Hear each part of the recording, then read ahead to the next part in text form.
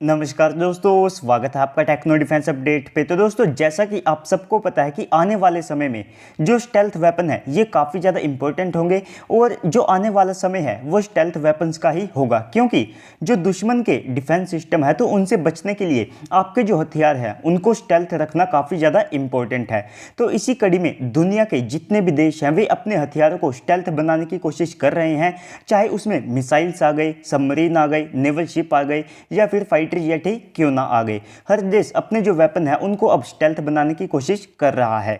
तो इसी में हमारी जो एचएएल है तो उन्होंने एरो इंडिया 2021 में अपने एक खास हथियार को दिखाया था जिसे हम सब कैट्स वॉरियर के नाम से जानते हैं। तो पिछले साल ही इस प्रोजेक्ट को ऑफिशियली रिवील किया गया था, लेकिन इसके ऊपर जो काम है वो 2018 से शुरू हुआ था, लेकिन उस समय जो पेपर वर्क है और साथ में जो डिज़ाइन वगैरह है वही शुरू हुआ था। लेकिन 2021 में खास बात ये थी कि उस समय इसका जो फुल साइज का स्केल मॉडल है वो यहाँ पर दिखाया गया था, यानी कि इसका जो मॉकअप मॉडल है उसे काफ़ी ज़्यादा कम टाइम में तैयार कर लिया गया था।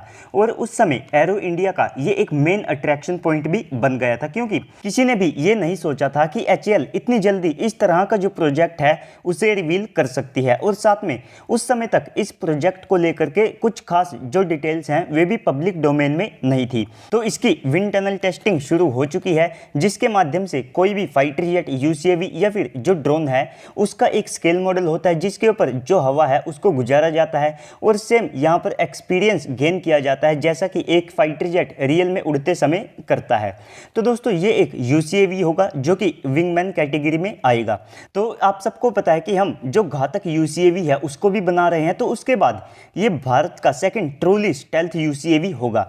तो इसकी जो फर्स्ट फ्लाइट है वो 2024 में होगी, यानी कि इसका जो प्रोटोटाइप है वो आप सबको 2023 में देखने को मिल सकता है और उसकी जो ग्राउंड टेस्टिंग है वो भी 2023 से ही शुरू हो जाएगी। तो 2021 में इसका जो फुल साइज का मॉकअप मॉडल दिखाया गया था तो वो 1:1 का स्केल मॉडल था। तो इस प्रोजेक्ट में जो हमारी एचएएल है वो लगभग 400 करोड़ इन्वेस्ट करने वाली है और इसकी जो यूनिट कॉस्ट होगी, यानी कि हर एक जो विंगमैन होगा तो उसकी जो कॉस्ट है वो लगभग 40 करोड़ के आसपास ही होगी। तो यानी कि ये भारत के लिए काफ़ी ज़्यादा लो कॉस्ट विंगमैन रहने वाला है। इसकी कम कॉस्ट के कारण हम इसे एक बड़े नंबर में एक्वायर करने में सक्षम होंगे और इसी के साथ ये एक स्टेल्थी यूसीएवी होगा। और आप सबको पता है कि जो आजकल स्टेल्थ वेपन्स आते हैं तो उनको स्टेल्थ बनाने के लिए उनमें जो इंटरनल वेपन बे है उनको भी रखा जाता है। तो इसमें भी इंटरनल वेपन बे होगा और इसमें टोटल 4 हार्ड पॉइंट होंगे, जिसमें से 2 तो एक्सटर्नल हार्ड पॉइंट होंगे और 2 इसमें रहने वाले हैं इंटरनल हार्ड पॉइंट। तो ये इंटरनली अपने अंदर जो डीआरडीओ के 100 बॉम्ब्स हैं उनको कैरी करने में सक्षम होगा। साथ में जो अल्फा एस सिस्टम है और जो नेक्स्ट जनरेशन की क्लोज कॉम्पैक्ट मिसाइल है उन्हें भी ये अपने साथ ले जाने में सक्षम होगा। और ये भी प्लान किया गया है कि भविष्य के लिए इसमें जो एयर टू एयर मिसाइल है वो भी इंटीग्रेट की जाए और इसी के साथ जो डीआरडीओ का घातक यूसीएवी होगा तो उसमें भी जो एयर टू एयर मिसाइल है उसे लगाने का प्लान है। तो ये एक ट्विन इंजन विंगमैन होगा। तो इसके जो इंजन है वे भारत में ही बनेंगे और उन इंजन को हम स्वदेशी तौर पर बनाने वाले हैं। तो हमारी जो एचएएल और साथ में जो डीआरडीओ हैं वे दोनों मिलकर के इसके इंजन को बनाएंगे और इसमें इंटीग्रेट करेंगे। तो इसके बाद अगर आप बात करते हैं इसकी थोड़ी सी परफॉर्मेंस की, तो इसकी जो सुसाइड रेंज है वो लगभग 900 किलोमीटर तक होगी और इसके अलावा इसका जो कॉम्बैक्ट रेडियस है वो लगभग 300 किलोमीटर के आसपास रहने वाला है, जो कि इस ड्रोन के हिसाब से काफ़ी ज़्यादा बेटर है। तो ये जो मैन है ये हमारे तेजस MK2 और साथ में जो एम का जैसे फाइटर जेट है तो उनके साथ मिलकर के काम करेगा और इसके अलावा ये उनके लिए एक बॉडीगार्ड या फिर एक एयर डिफेंस सिस्टम का काम भी करेगा, क्योंकि जो हमारे तेजस MK2 है वे इससे पीछे चलेंगे और ये उनसे आगे चल करके जो सिचुएशनल अवेयरनेस है उसको बढ़ाने का काम करेगा, जिससे कि हमारे जो फाइटर जेट हैं वे यहाँ पर और ज़्यादा सिक्योर हो सकेंगे। और साथ में ये अपने जो तेजस MK2 और जो एम का फाइटर जेट है उनके साथ कम्युनिकेट करने में भी सक्षम होगा। इसके लिए यहाँ पर जो एक सिक्योर कम्युनिकेशन सिस्टम है उसको डेवलप किया जाएगा।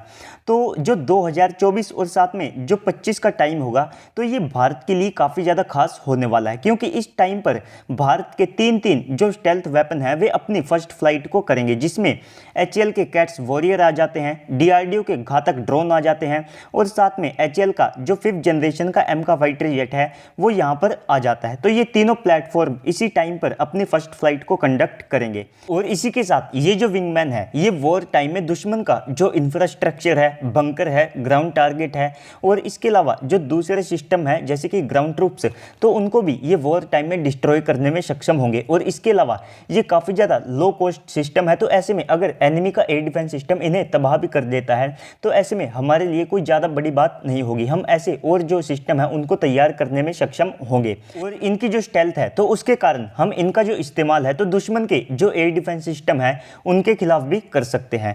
तो इनके इस्तेमाल से जो हमारे पायलट है और साथ में हमारे जो फाइनेंस है वो दोनों यहाँ पर सेफ रहेंगे, क्योंकि यहाँ पर ये अनमैन्ड होंगे, यानी कि ये बिना किसी पायलट के उड़ने में सक्षम होंगे। तो ये जो कॉम्बिनेशन है ये दुश्मन के लिए काफ़ी ज़्यादा यहाँ पर घातक साबित होने वाला है। तो ये जो विंगमैन है ये कॉम्बैक्ट एयर टीमिंग सिस्टम का हिस्सा होगा और इस टीमिंग सिस्टम के अंदर लगभग टोटल 4 और जो नए सिस्टम है वे ऐड होंगे, जिसमें मिसाइल वगैरह और जो दूसरे अनमैन्ड प्लेटफॉर्म है वे यहाँ पर आने वाले हैं। और इसके अलावा इसके जो तीनों वेरिएंट है वो हम यहाँ पर तैयार करने वाले हैं, जो कि इंडियन नेवी भी इस्तेमाल करेगी, इंडियन आर्मी भी इस्तेमाल करेगी और इंडियन एयरफोर्स भी इन सिस्टम को इस्तेमाल करने वाली है। तो इनके इंडक्शन से जो हमारी कैपेबिलिटीज़ हैं वे यहाँ पर काफ़ी ज़्यादा इन्हेंस होगी और साथ में हमारी जो टेक्नोलॉजी है वो भी यहाँ पर एक्सटेंड होगी। तो दोस्तों इसके बाद अब हम बात कर लेते हैं अपनी अगली अपडेट की, तो वो है पाकिस्तान को लेकर के। तो मैंने आप सबको कम्युनिटी टैब में भी इसके बारे में बता दिया था, लेकिन जिन लोगों ने नहीं देखा तो वे अब भी इस वीडियो को देख सकते हैं। तो जो पाकिस्तान है वो पहले ही दुनिया के लिए एक जोक बन चुका है, लेकिन अब इन्होंने दोबारा से खुद से ही एक्सपोज कर दिया है। दुनिया तो इनको क्या ही एक्सपोज करेगी।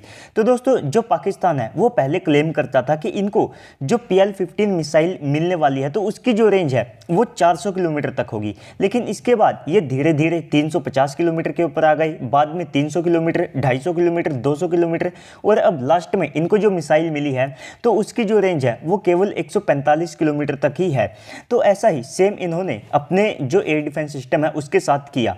तो कल पाकिस्तान का नेशनल डे था, तो उसकी परेड के दौरान इन्होंने खुद ही बता दिया कि इन्होंने जो चाइना से HQ-9 एयर डिफेंस सिस्टम लिए हैं तो उनकी जो रेंज है वो केवल 125 किलोमीटर तक है। लेकिन इनका जो मीडिया और साथ में इनके जो सो कॉल्ड यूट्यूबर हैं वे बताते थे कि इस एयर डिफेंस सिस्टम की जो रेंज है वो 250 से लेकर के 300 किलोमीटर तक है। और इसके अलावा ये जो एयर डिफेंस सिस्टम है इसकी रेंज ही नहीं एक्सपोज हुई है। पहले ही हमारी जो केवल एक ब्रह्मोस मिसाइल है तो उसके केवल एक ही मिस फायर ने पाकिस्तान के HQ-9 एयर डिफेंस सिस्टम की जो पोल है वो खोल दी थी, क्योंकि इस एयर डिफेंस सिस्टम से ये इस मिसाइल को केवल ट्रैक ही करते रह गए और ट्रैक भी नहीं कर पाई। और इसके अलावा जो पाकिस्तान के दूसरे एयर डिफेंस सिस्टम है वे भी यहाँ पर जो ब्रह्मोस मिसाइल है उसके खिलाफ कुछ ज़्यादा नहीं कर पाए। तो क्रूज मिसाइलों के लिए इस एयर डिफेंस सिस्टम की रेंज मानी जाती है कि केवल 25 किलोमीटर तक है। केवल जो फाइटर जेट या बड़े RCS के टारगेट है उनको ये 100 किलोमीटर से ट्रैक करने में सक्षम है।